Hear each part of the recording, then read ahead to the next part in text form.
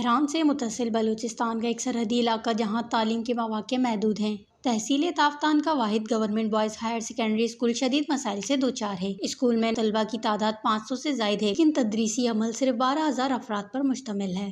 Taftan higher secondary school کے حوالے سے میں آپ لوگوں کو بتاتا چلوں کہ یہاں کے لوگ اکثر کاروباری ہے اور یہاں کے بچے کافی ذہین اور ٹیلنٹڈ ہے۔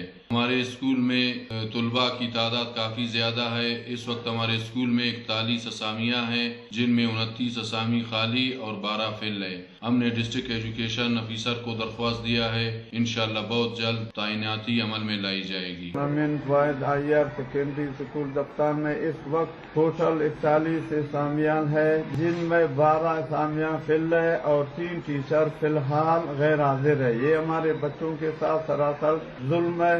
تعلیم ان کا بنیادی حق ہے اور اس حق سے انہیں کوئی محروم نہیں رکھ سکتا۔ بحیثیت قبائلی رہنما میں ایجوکیشن محکمہ سے اپیل کرتا ہوں کہ وہ اس مسئلے کو فوری حل کرے اور خالی اسامیوں کو جلد از جلد پر کرے تاکہ ہمارے بچوں کا قیمتی وقت ضائع نہ ہو۔ میں جماعت تفسیر میں پڑھتا ہوں۔ ہم چاہتے ہیں کہ حکومت جلد از جلد نئے اساتذہ بھیجے تاکہ ہم اچھی تعلیم حاصل کر سکیں۔ اسکول میں نان ٹیچنگ اسٹاف کی کمی کے باعث انتظامی امور بھی متاثر ہو رہے ہیں۔